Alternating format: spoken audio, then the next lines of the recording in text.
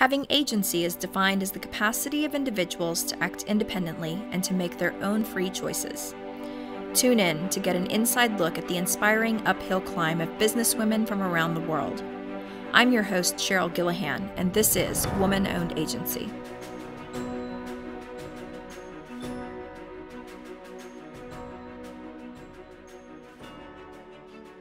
All right, Lauren, so good to have you with me today. If you would go ahead and introduce yourself to our audience, love to learn more about you and your organization. Absolutely. Thank you, Sheryle. It's really fun to be here with you. My name is Lauren Kwedar Cockerell, and I am the president of my PR and marketing strategic communications company, Kwedar PR, here in Fort Worth, Texas. Yes, and we actually met because of some work that you were doing here in Fort Worth for Entrepreneurs Organization, the Fort Worth chapter.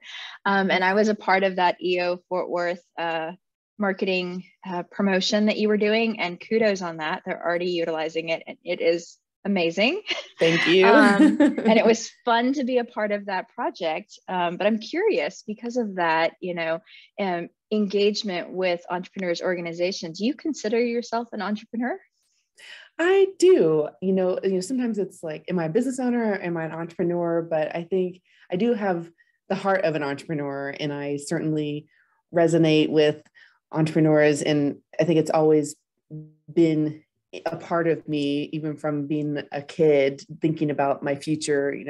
In my soul, I think I've always wanted to own a business and help other business owners and other people be successful.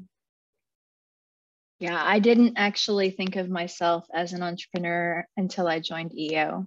And so it's interesting having joined the chapter and being around so many other business owners, some of them, very small business owners like myself. And I didn't know what the entrepreneurial mindset was because I wasn't raised around that. And then, I just kind of fell into business ownership, and I thought, all of this is by accident. But now that I am part of EO, I realize none of this is by accident. Like, no. It's really hard work to be a business owner, and it takes a special person. Yeah. So tell me more about, your business journey, kind of where things started. What's your origin story? Like from when I was a child, or, for a few years ago? Sure. Up to you. Where would you like to start? As I was reflecting, it's so funny when you talked about stumbling into something. I honestly feel like our journeys are our direction. There's no wrong turn. The winding road leads us to where we're going to go. And I was thinking about being a young girl, maybe early middle school. I decided I wanted to make some money, and what is available to a young girl? Well, usually babysitting. But I wasn't just going to go babysit. I thought long and hard about what was going to make me a marketable babysitter, and what's important to parents: safety. So I went to Cook Children's, our local children's hospital, and took babysitting safety classes, CPR and other, poison safety and things like that. And I remember just riding around on my bike in the neighborhood with Epic syrup in my backpack at all times. You're ready for any poison emergencies. And just, I was really keen to have this little babysitting business. Unfortunately, I was not a good babysitter and was fired from all my babysitting jobs. It turns out I was only equipped to care for my own children. But it's funny to think back to long before I ever thought or even knew what public relations was, which is part of what I do now. I was thinking about marketing myself and running a business and all that. But flash forward to college, I went to a small liberal arts school in Memphis, Tennessee called Rhodes College. And I got a business degree, but I got emphases in finance and marketing. And then I also loved the English language and literature. And so I did a lot of English literature work as well. And when I got out of school, I thought, I have no idea what I want to do. I'd done some financial planning internships and things like that. And I thought that might be my path. But I stumbled, quote unquote, into an internship at a PR firm here. And it was just like a duck finding water for the first time, just marrying business and solving business problems with writing and communications and messaging. I thought, oh my God, where has this been? This is it. This is what I want to do. But it wasn't just what I wanted to do. I remember sitting down with my mentor, Paige Hendricks, and telling her, I want your job. I mean, this is probably month 3 of my internship, saying, I want to do what you do one day. I want to own this business. And I went from intern to vice president in my term there. I ultimately left there to explore what it'd be like to be on an in-house side, working for the client side. And that was a great experience too, learning what it meant to be a client and what it felt like to have good or bad service. But ultimately I really missed my clients. I miss being out in the community. I miss helping a lot of people. I miss the variety that came with working with a lot of businesses. And so in the fall of 2017, when I was 8 months pregnant with our second child, I decided now's a great time. Now's a great time for change. And so I hung out my shingle and started Kwedar PR. That is such a great story. You were so much more on top of it with your babysitting game. I just said, I'm here and available. Call me if you want a babysitter. I had none of the certifications or anything to market myself. But unlike you, I actually grew my babysitting business to like 40 clients. That's amazing. Because I always said yes. I was like, yeah, I don't have to go out on Saturday night. Sure, I'll babysit for you. So I wasn't allowed to date either. So I didn't have any boyfriends or anything to worry about. Yeah, I ended up being a competitive golfer, so that took up all my weekend time too. But yeah, no, it was not my path. That's okay. It's not your path. Apparently it wasn't my path either, because I hung up that hat a long time ago. But no, it's interesting to think about, when we were young, some of the things that were ingrained into us and what parts of our personality maybe are like innate and actually something that is part of who we are, and what we bring to the table. So for me, it was like, I'll figure it out as I go. Like, I don't know how to do that yet, but I know that I can do it and I'll just figure it out. And I think that, somewhere in my Colby score says that, I'm a quick start. And I think that is so relevant, and it's still how I do things today. It's like, I don't know how to do that yet, but I'll figure it out. Or I'll surround myself with the people who do know how to do that are experts in that, which is another reason that you and I kind of, connected at a deeper level and had, follow-up conversations. So I would love for you to share with our audience some of the specialties of your agency and really what you bring to the table, because it's different from some of the things that I bring to the table, even though I also run an agency. Yeah, absolutely. Some of the things that our clients really appreciate and the feedback we get. So we're a full service PR and marketing firm, which means I tend to work with small to medium, not medium sized businesses, but small businesses in the 1 to 10 million revenue range. They've been around for a few years, and they've gotten to that point where every business owner has to make some decisions about what do they need to let go of? What am I not the expert at? What do I need to focus on to really grow my business? And a lot of times, one thing that's really easy, maybe not easy, but one thing that's really smart to let go of is your PR and marketing, and allow someone who's an expert in that come alongside you and really chart the course forward to create a strategy and implement that for you. So that is something that we do. We are strategists first, and we help businesses identify where they need to go and what they need to do to achieve those goals. Also really great at messaging. So having really clear, strong messaging. It's so funny, whenever I deliver a new message for a client, I almost always hear, how did you do that? We've been trying to do that for years, and you got it, in one. And, I'm like flipping my hair. But it's so fun and gratifying, because it's to be able to come in and do that. I mean, it's so hard to read the label when you're inside the bottle.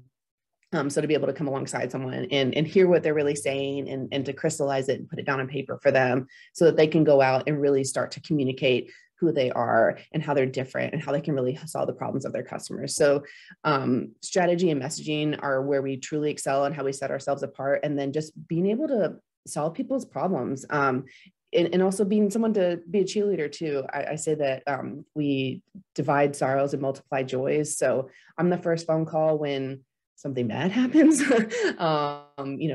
literal life and death stuff, as well as just, this could be a problem. How do we handle it? How do we do the right thing? How do we ameliorate this challenge?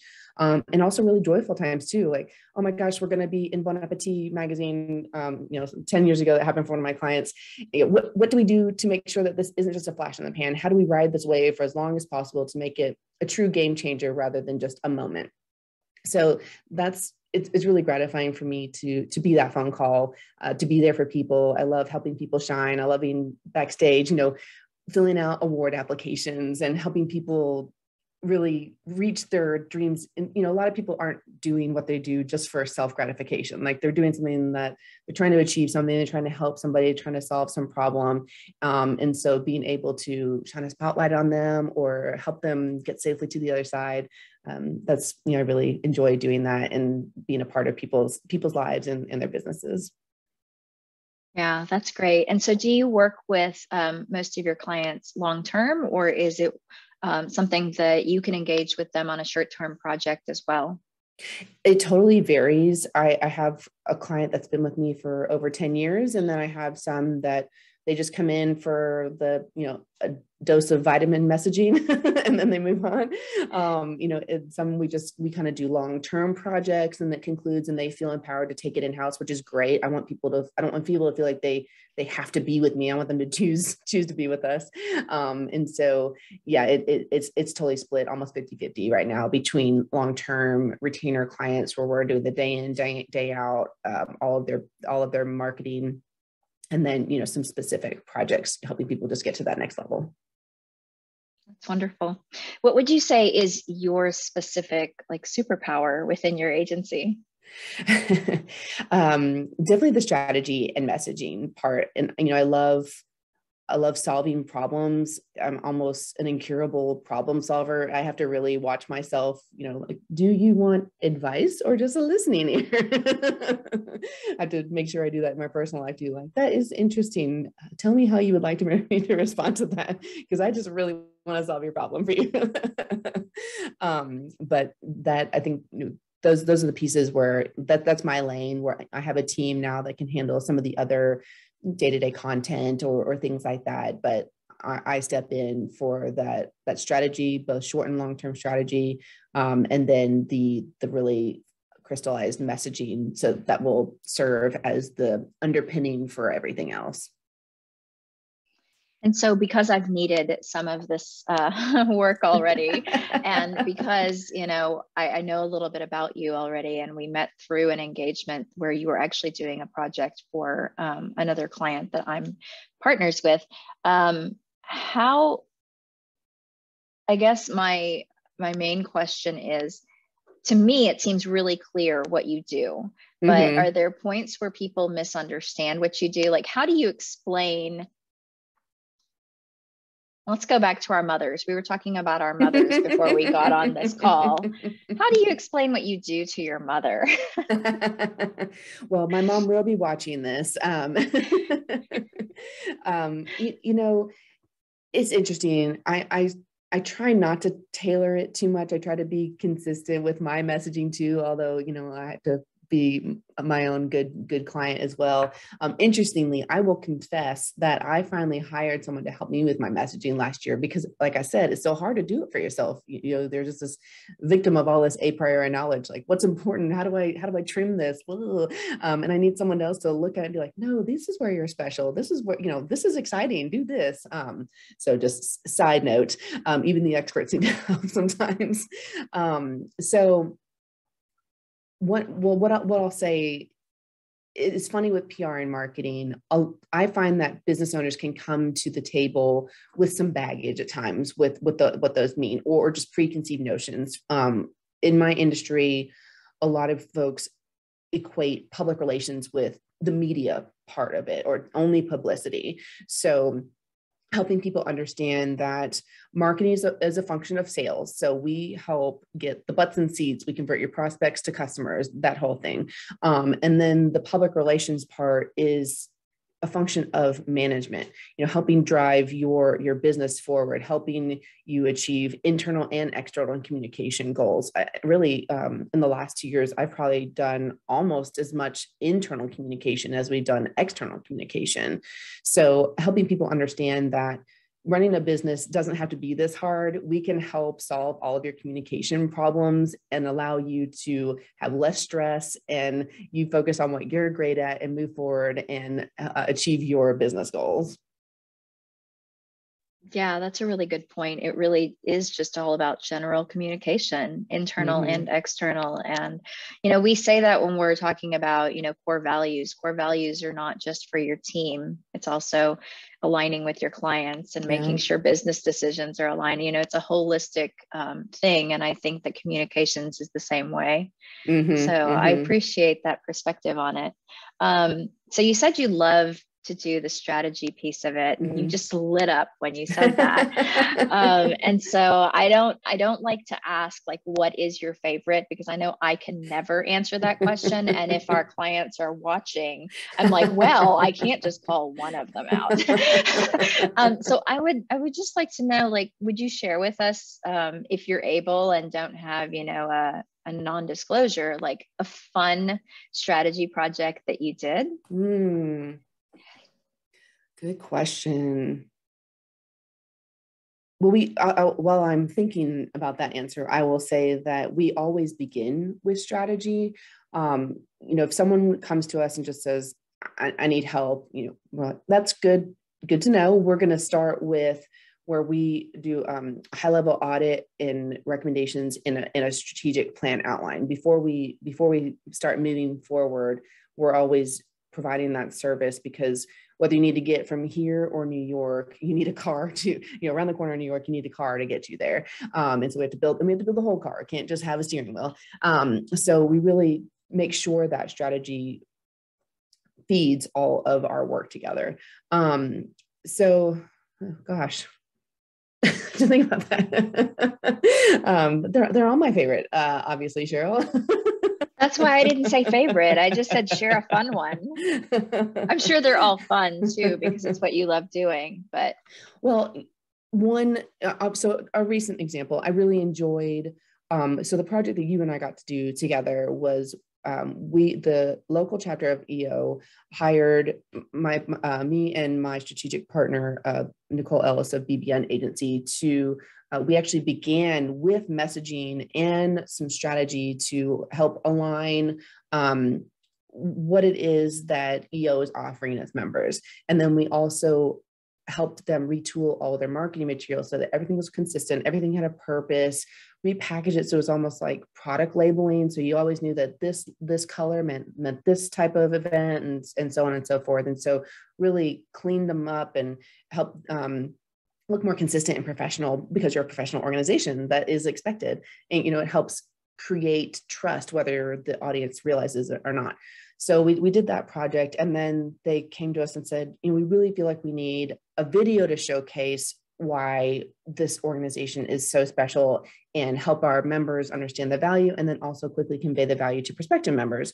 And so using that messaging work and that strategy to inform the treatment and the questions that we were going to ask the select members, such as you, we were able to then have really great interviews and very quickly cut a fabulous sizzle reel that, I know it's already brought in some members or some prospects. So I think that's really exciting.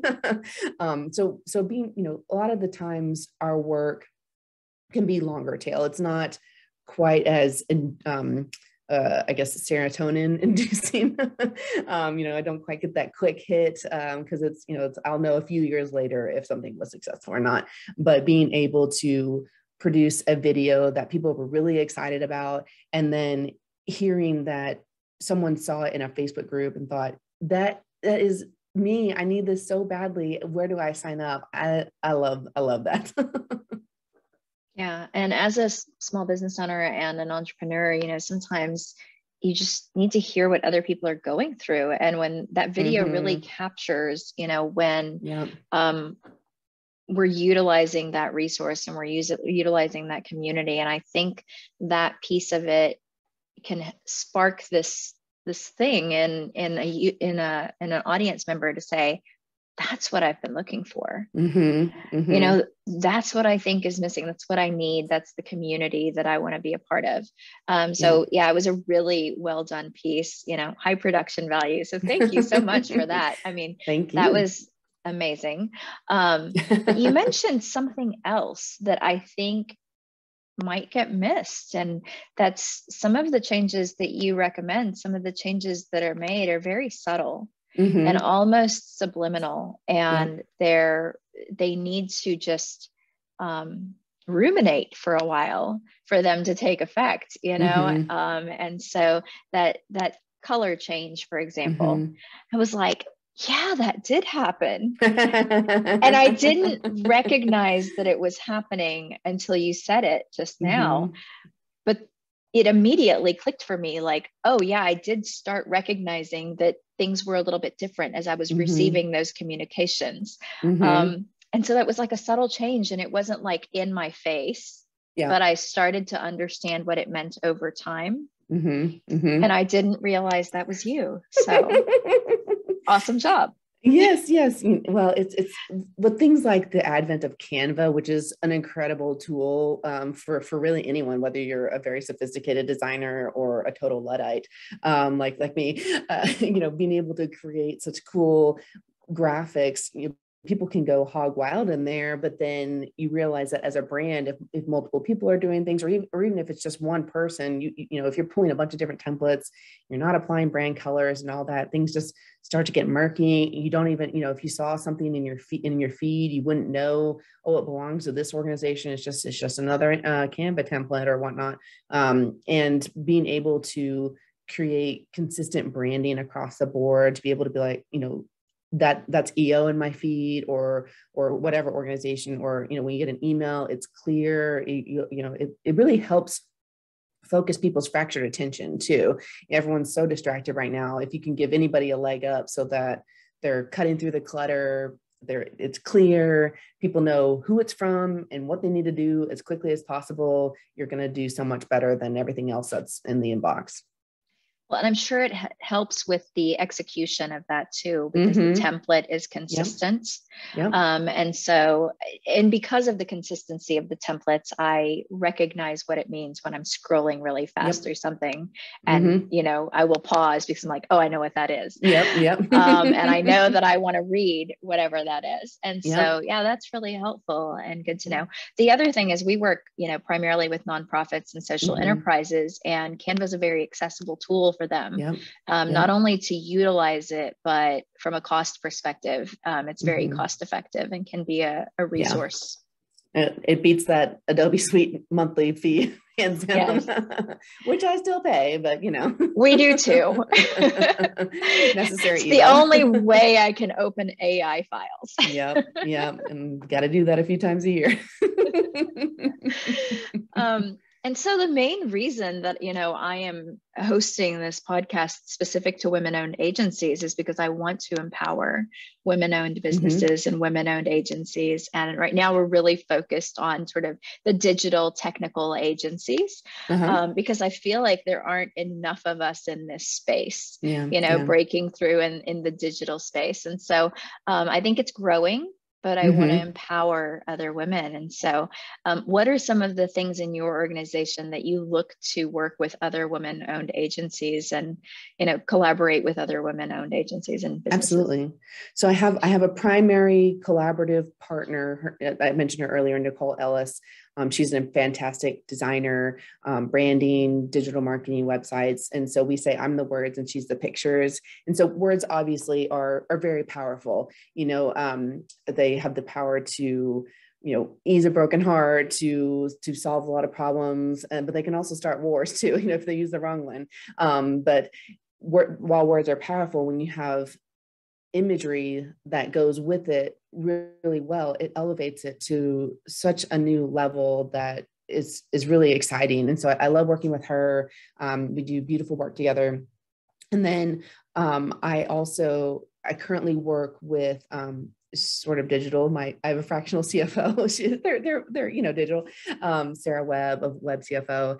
And then I worked with Alea Harris of Flourish Marketing Company out of California to help me with my messaging. She actually hired me first for some PR and media planning. And then I turned around and said, I need your help now. We're both StoryBrand certified guides. And so that's how I met her. And so we've helped each other out this past year. If there is a woman listening to this who runs an SEO, SEM company, give me a holler. I'd love to talk to you. That's not something that we offer. It's something that we do get questions about, and it's not something that we're interested in adding from a staffing perspective or just boning up on our own. This stuff changes so quickly. So that is something that we are looking to add. We need a great partner who knows their stuff and wants to work with some cool people.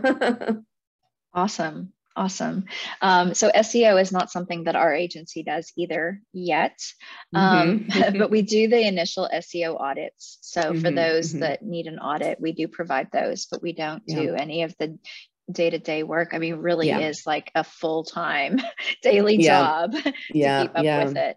Exactly. So Nicole, my partner, she, knows enough and is very competent and can do that initial work, and when she sets up the website, it's in good shape. But as far as anything like 301 level and above, she didn't want anything to do with it. Well, and the minute you add new content, you've changed all of that. And so you need to keep it up, and there's an upkeep there. So definitely. Absolutely. All right. Well, is there anybody else that I should interview? It sounds like maybe I should interview Nicole. Oh, I would love for you to. Yeah, I think you would really enjoy talking to Alea too. She's an incredible agency owner, doing really big stuff. She actually has been tapped by StoryBrand a few times to help teach some of their live streams. So she is somebody to watch for sure. Well, I know a lot about StoryBrand. I've read the book. I've been on the website. I use the resources. But for our audience that doesn't know much about StoryBrand, talk a little bit about StoryBrand and Donald Miller. So StoryBrand is a company owned by Donald Miller. If you know his name, you might know him from his days as a Christian memoirist. But then a number of years ago, he started the company StoryBrand and created a framework of messaging that is easy to replicate and really create strong messages that tap into the problems that our customers are facing and helps get attention in a crowded marketplace. And I've been a certified guide since April 2019, and it's been a tremendous boost to my business. And I love being a part of the community. It's a really positive, wonderful, supportive community. And so I highly recommend you check it out if you're aware of it. But folks who know are big fans. And it's one of those things you just, once you know about it, it's like, wow, this makes a lot of sense. And so it's really helped me create even stronger messaging and website content for our clients. And then I use it across all of it. Being able to be a clear writer is an indispensable skill. And so it sort of informs a lot of what we do. Yeah, it has really changed my storytelling capabilities. And so for those that know me, when I talk about our work, I'm usually never talking about the technical bits and bytes of it. I'm never talking about the platforms that we use. It's all about the stories and the impact and how it's changed lives, because that's what's important. That's the part of our mission that matters. It's not the tool that we're using. Yeah. And, understanding that people don't buy because of features, like you said, features and benefits. They make a decision based on how it makes them feel. What's the promise that's being offered to them? What do they understand what I'm really going through? And I think, you can really outperform your competition if you're able to clearly convey those things. Yeah, it's really hard though, because we do get requests for proposals, and those are all just a bulleted list of features. And so I have to go back and say, but what do you really need to happen? What are these features really going to do? What is the pain point? Are you creating a community? Are you, providing personalized learning management? What is it really that needs to happen here? And so we always, again, have to start with strategy, like you do. And we have to think about, what the real impact of the work is going to be. Well, thank you for sharing more about StoryBrand, because I am such a fan, and wanted to make sure people understood what that was, and that it wasn't just like in passing, oh yeah, I'm StoryBrand certified. I know. No, it's a big deal that you're StoryBrand certified. That's pretty awesome. I am my own worst cheerleader at times. I need a hype girl to not do it for me. I'm good at that. I'm a good cheerleader. Thank you. Is there anything right now that you're currently learning or interested in, like any podcasts or books or things that you're learning currently that you would like to share? Well, I love learning all the things. I consume things quickly. I love podcasts, books, audiobooks, the whole thing. I usually have a couple podcasts and a reading book, a couple of them, and an audiobook running at any given time. And one thing, so I would say I've taken my business about as far as I can go solely on my own, from the lessons I've learned the easy way and the hard way. And I actually, I told you offline, but I joined EO Accelerator Group, which is designed for entrepreneurs who are trying to get to that next level. And so I did that last fall. And so I'm doing a lot of reading about entrepreneurship and finances and accounting and all that fun stuff, but I actually really do enjoy it. It's a joyful thing to learn more about for me. And I'm kind of an autodidact by nature, but I'm doing a lot of reading around that. And I usually have a content marketing book running at any given time, just trying to always level up, trying to always find the next best way to deliver something for clients so that we're more efficient and they get their bang for their buck at all times. But yeah, no, those are the things I've got running right now. So you mentioned EO and Accelerator, and the book that they focus on is Scaling Up. And then the other book that they focus on is Traction. And, yes. the entrepreneurial operating system in EOS. So thinking back to what you were saying earlier about, you hired somebody to help you with your own PR. Sometimes, you're too close to the problem and you can't focus, even though you know all the right things to do, you can't seem to do it for yourself. And they say, the mechanic's car is like the worst possible car because they come home and they don't work on their own car. I always feel like, we haven't redesigned our website yet because we're working on everybody else's website. And EOS is one of those instances where we read the book, we totally got it, we were bought in, we were like, yes. And then we self-implemented. That was not a great idea. It's really hard to self-implement. And so it sometimes helps to have outside perspective, really, whether it's an implementer that you hire or a cohort or a group that you're working collaboratively with and are held accountable to certain things. It's really helpful to have that outside perspective to help guide that. Because we just get in our own way sometimes. Yeah. And just because you can doesn't mean you will. You always focus on I get a much bigger hit of joy from helping a client than I do from slogging out my own website content. So I usually get pushed to the back burner, but I try not to. I do try to carve out time during the week to focus on our internal business needs, but it's challenging. Yeah, I think some of that is also personality too. I mean, it's innate in my personality to be a bit of a helper. And I think, most of the women I'm interviewing are in that same category. We're helpers. And so it's easier to focus on everybody else's projects first. Yep. Yes, that applies to a lot of areas of my life, but I'm trying to be better about it.